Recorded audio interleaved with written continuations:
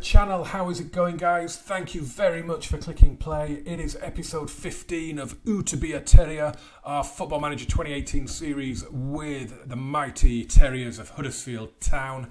Today we are playing your team, Bert. It is a Yorkshire derby against Sheffield Wednesday. We've got a little bit of stuff to catch up on today. We've got a new coach coming into the club. And I just want to show you one or two little bits in the division that have really caught my eye. So let's get right to it. First off, let's have a look at our results since the last video, that win in Bolton. And you can see that it's been a little bit of a mixed bag, not too bad. So we had the Shrewsbury game at home and we won 2-0 with goals from Dimitri Mitchell and Amin Younis. It was a bit of a lacklustre first half. We roasted them at half time and then we just blew them away in the second half. Got the 2 goals, got the win. Fortunately, Thomas Callas did pick up an injury in that and he is still out injured at the moment, but we've got cover, we're okay. We then went away to Middlesbrough and it wasn't a great performance. It wasn't an awful performance. But we lost 2-0, Martin Braithwaite getting goal 10 minutes before half-time and then 10 minutes after half-time. We had a fair few shots, but we never had a sustained spell of pressure. So you can't really convincingly argue that we deserved anything out of the game. Middlesbrough were 12th at the time and probably should be higher than that in the league, so not a surprising result. Then we had Hull at home. This was disappointing. They were down somewhere 17th, maybe even lower than that. And it was a 1-1 draw. Nua Dicko scored for Hull after 15 minutes. It was quite an even first half. So again, we blasted them at half time and we scored within 17 seconds of the kick-off, Fidel scoring. And we just battered them from then on, but we just couldn't break through. We just couldn't get the goal. It was such a frustrating match. But it happens, doesn't it? It's a championship. Anyone can get a result out of anyone. That's why I love the division. And then we've been away to Millwall, who I think were 20th when we played them. We took the lead after 4 minutes through a Tunnicliffe own goal. And then despite being the better team and dominating for the match, we hit the woodwork. We missed chance after chance. Stipe Parika, you can see he got a 6.3. He missed sitter after sitter. We took him off, brought on Laurent Depoitre, and he buried a header in the last minute to secure the points and a deserved win. And again, as you can see at the top of the screen, we are top of the championship. Just look at that. We are a point clear of Brighton. Reading have also come up now with a good run of form. I'll show you we'll go into the team stats. We'll have a look at the form in a minute. A couple of things I want to show you. You'll probably remember Sheffield Wednesday were top not long ago. On match day 9, they drew with Brentford, went top, and just look at this. It has just dropped off a cliff for them at the minute. Sorry, Bert, but coming into today's game, they find themselves in 9th place and just getting beaten all the time. But the one I really, really want to show you guys is QPR. Now oops, we've highlighted quite a few here, haven't we? How have we managed that? Just look at QPR. Let's take away Sheffield Wednesday. Just look at this. Match day 5, QPR were bottom. Absolutely rock bottom. And after match day 15, they are 4th. That is an unbelievable run of results for them. Let's just have a quick look at this. It's just ridiculous. The start of the season up here, they lost to Derby, they lost to Brighton, they drew with Portsmouth, they lost to Ipswich, and they lost to Wolves. But then look at it since then. They just won game after game, 2 draws, and is it 8 wins, 8 wins, 2 draws in 10 games. And they are right up in the top of the table now. James Wilson banging in goals for fun. I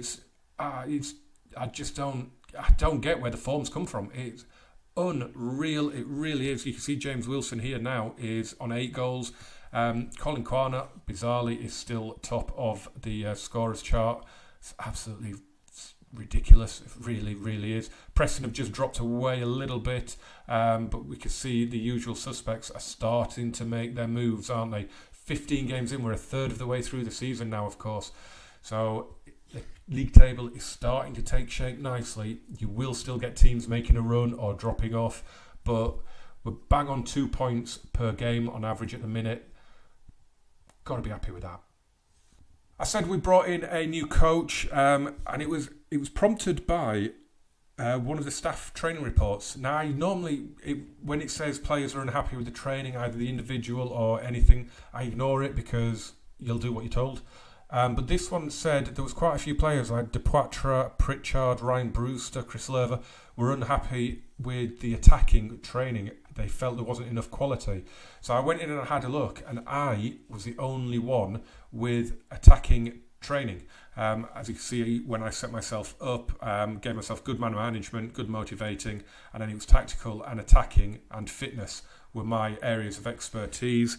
And I was the only one, and because I was doing more than one aspect. I was doing the tactical and the attacking. It left it quite light, but we didn't have any room for a coach. So we went and we asked Dean Hoyle, the chairman, if we could have another coach. He said yes. So we immediately went out looking for an unattached coach who would fit the bill, and we came up with this guy, Mark Sale. He's been at Derby, he's been at Birmingham as a coach, and he was the best we could get, really. His discipline is fantastic, his motivation is really good, his determination is good, working with youngsters is really good, which is good to see as well. And then it's his technical, his tactical, his mental, and his attacking are brilliant. So he adds some real quality to our attacking coaching. Not that you would have known it if you'd have seen some of the misses in the last match, but good to have him on board. Hopefully he'll make an impact. So just for you, Bert, we'll have a bit of a look at our opponents today. Sheffield Wednesday, as I say, not in great form, 9th in the table. And you can see why. Sorry, Bert, I hope this isn't a portent. Gary Megson is your manager. Ouch. Captain is Sam Hutchinson, Vice-Captain Ryan Donk, key player is Adam Reach. I know that name. Why do I know that name? He was at Middlesbrough, Preston, Bradford, Shrewsbury. So he's been around a little bit. He is 25 years old at the club in real life, I'm guessing, looking at that, assuming he hasn't moved on so far. Average player, isn't he, really? Average championship player. Having said that, he'll probably go and roast us today, won't he? So let's have a look at their squad. I'm aware you probably can't see everyone just there. Forestieri's still there. Blimey, how old's he now? He's only 28. God, I thought he was about 35. Jacob Butterfield used to play for the Mighty Terriers, of course. So don't know if you just want to have a look at that. Tom Lees, I am now scouting, or I should be. I thought I was. I have been scouting him, I think. Yeah, but we're not at the minute. He's the one that a lot of clubs want in real life, isn't he, Tom Lees? If you just want to have a look at that, I thought I'd have a quick look. We'll have a look at the schedule, shall we? See how they've been getting on recently. They are on the back of 3 defeats in a row. You did mention in a comment, didn't you, Bert, that they are rubbish on FM generally when they're AI managed. I think you said they're in League One in your save in 2020. So if they carry on losing games like they are doing, I mean, they've only got one win in 1 win in 8 in all competitions. Lost 4-0 at home to Liverpool in the League Cup. But look at that, they were on unbelievable run of form before that, which had propelled them up the table. But yeah, they are dropping like a stone.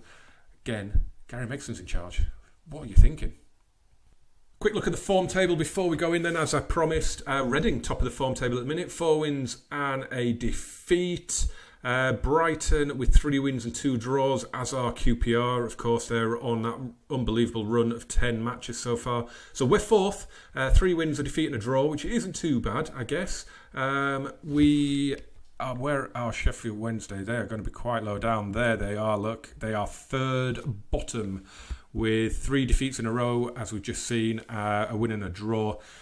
So on paper, at home, we should be winning, but we should have won against Hull, and we didn't. And we're not playing brilliantly at the minute, so this could be a really tricky and interesting match. Here are the 2 teams. It's a defensive 4-1-4-1 from Sheffield Wednesday. No real surprise, it's Gary Megson. We've got Ferro in goal. Jose Matos comes in for the suspended Chris Lerva. Of course, we've got Aramoy out injured as well. Bicacic, Roshan Williams comes in for a reasonably rare start. I've had Jose Mourinho in my ear about that one. Told him where to go. Joe Riley at right back. Phil Billing, Matty James in midfield. And it's Dimitri Mitchell, Callum Gribbin on an attack duty, Amin Younis, and then Laurent Depoitre. We're playing him as a target man. He can play complete forward, but he's tiny little sliver of red in his circle when he's on his suitability for the role. So I'm playing him as a target man because I feel if he can hold the ball up, and we've got Callum Gribbin coming in on attack, we've got those wingers getting the crosses in. He is so good in the air, Laurent Depoitre. He should be able to play that role pretty well.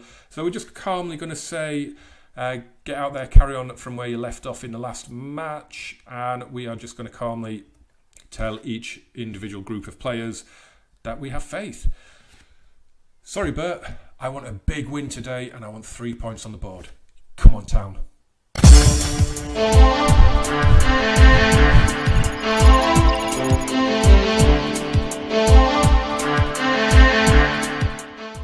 The players walk out of the tunnel at packed John Smith's Stadium, and this should be a really good match. It's a derby at the end of the day. It's an all Yorkshire affair.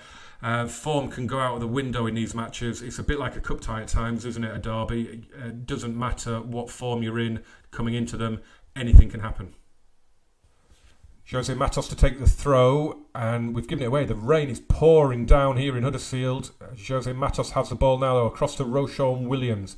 Riley looks to feed it to Laurent Depoitre, holds it up well. That's what he does. It's what he does as a target man. He's so good at it.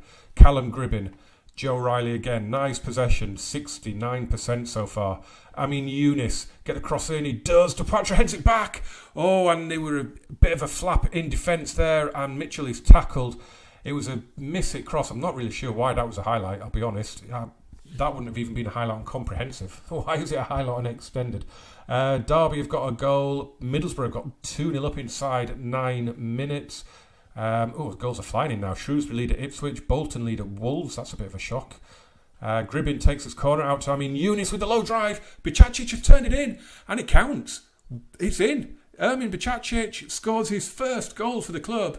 I assumed the flag was up. I did not think he was onside there at all. He was, wasn't he? The guy there was playing him onside, and it's 1-0. Sorry, Bert, that's a great start for us. Let's give a little encouraged shout out. Come on, there we go. Little encourage going out. Wow, the goals are flying in down there, aren't they? We'll catch up with those at half time, I think. Sutner lines up a free kick, gives it to Boyd. Was he shooting from there? He was 40 yards out. You're not Ronaldo. Well, that was rubbish. That's an awful half.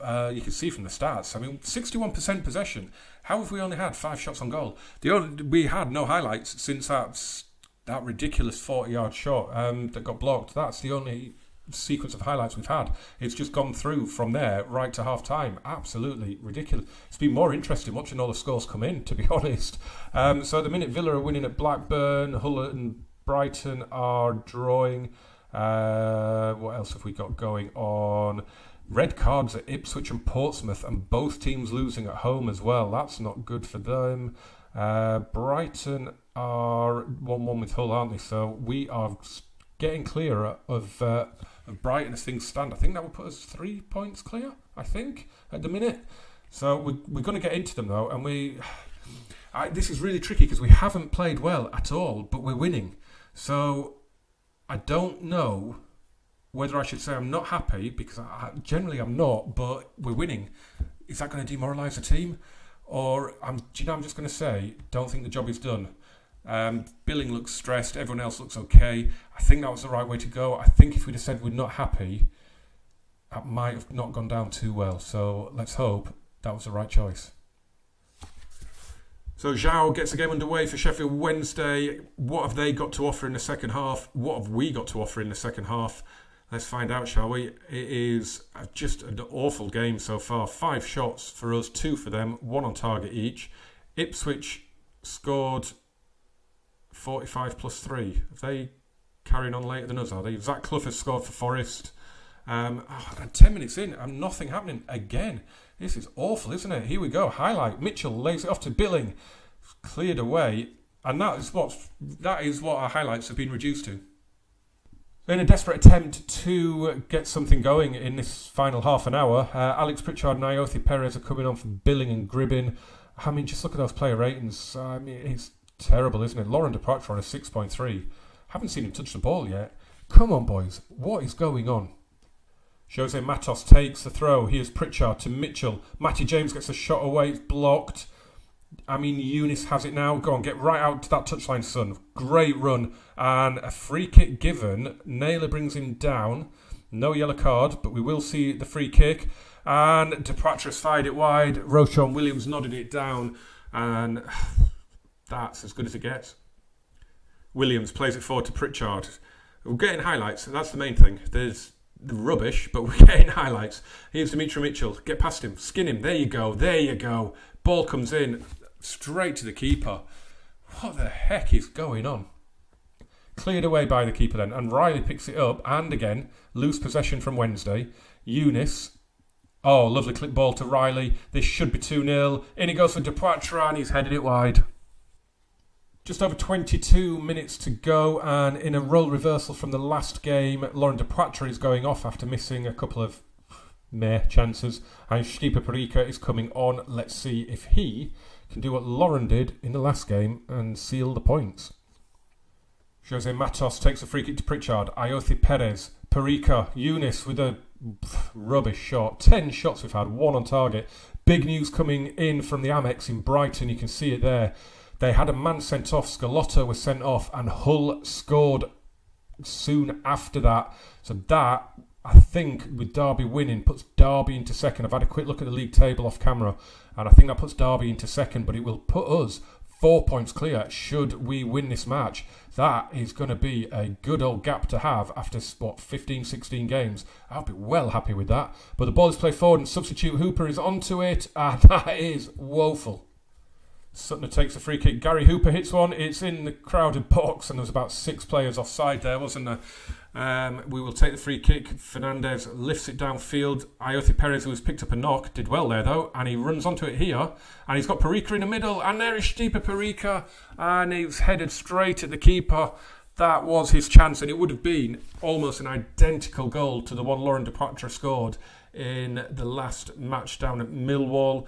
So Derby are 3-0 up on Millwall now, and that puts them into second, I think. Hooper's looking to get onto that, but Bicacic beats him to it easily. Fernandez thumps it forward. Dimitri Mitchell plucks it out of the air, but Matty James gives the ball away, and it's back with Bicacic again, who's had a very good game. He scored the goal, of course, and he's looked very, very solid at the back. Here's Dimitri Mitchell, down to Ayothi Perez, out to Jose Matos, and it will go for the corner. I am so sorry about this match. It has been appalling. But Ayothi Perez to Amin Younis to Matty James, and it's blocked. And it's with Ayothi Perez, and it's the best moment of the game. A brilliant save from the Wednesday keeper. Amin Younis feeds the ball in. It's cleared away. 30 seconds to go. Sheffield Wednesday have never looked like scoring. I cannot even remember their shot on target, if I'm being honest. It's been a poor performance, but it hasn't needed to be good. Sorry, Bert, but it's been rubbish from your lot. It hasn't been an awful lot better from ours. We are going to have to buck our ideas up if we're going to seriously challenge long term for going up. But we have got the win. That's all that matters. But I'm going to say you were poor. And I don't care. It's fired everyone up. So it's obviously the right thing to have said. We were awful. A half-decent team would have hammered us there. As I thought, Derby County go up above Brighton into second, and we do go 4 points clear. So we have that little bit of a cushion as we try and rediscover our playing form, if not so much our results form. How did QPR get on? Have they played? No, they're playing... Oh, they're playing in a bit against Brentford. Maybe we'll just fast forward before we finish and find out how that went on. Get some nice symmetry on the league table. QPR, if they did win, would go up into second from 6th. So that just shows how tight it is. I mean, Derby down to, well, you go down to Villa in 12th. It's only 6 points. And I showed you earlier, didn't I? Just look at what QPR have done. If a team puts together a half-decent run, they can fly up the table, as QPR have proved. So we need to keep the results coming. The performances are concerning, but as long as we're putting the points on the board, I'm happy for those cracks to be papered over. That's it for this video then, guys. We did just fast forward through. QPR beat Brentford in the West London derby 3-1. A hat-trick from James Wilson, which puts him on 11 goals in just 8 appearances for the Hoops. So that is an inspired loan signing, isn't it? And they jump up to second, so we're now just 3 points clear. We go away to Preston next, which could be tricky. We've then got Brentford and Sunderland and Villa and Blackburn and Reading, QPR. So there's some difficult games in there. There's some winnable games in there. Hopefully QPR aren't still in this sort of form when we go down to Loftus Road. Preston, how have they been getting on recently? Because they have just dropped off a little bit. They have lost... Wow, they've lost 3 of their last 4 without even scoring, and they beat Blackburn 1-0 with an own goal. So, realistically, we should be going down and getting a win, shouldn't we? In terms of the next video, at the moment, I'm thinking maybe QPR away if they are still up there, if they haven't dropped off. If not, it could be someone like Reading. I know we did them on the opening day. Or it could be one of those, 3 home games in a row. I like that a lot. That is a nice Christmas New Year programme, isn't it? Bristol City, West Brom Derby. But yeah, we'll get a few games done off camera and I'll be back soon for episode 16. If you did enjoy that though, guys, I don't really see how anyone could have enjoyed that match, but we did win. We did keep another clean sheet. Smash that like button for us, guys. Subscribe as well if you haven't already. Turn on those little notifications, because with the YouTube changes, it's the only way you can guarantee not to miss a video. Follow me on Twitter as well at GamerJamesFM. There are links down below for my Barcelona save, my Spain series, and my series in City Skylines, which I'm aware I haven't done for a little while. And also links to the blog that I have started recently. So yeah, all the links in the description, and I will see you very soon for the next episode. Thanks for watching, guys. Bye bye.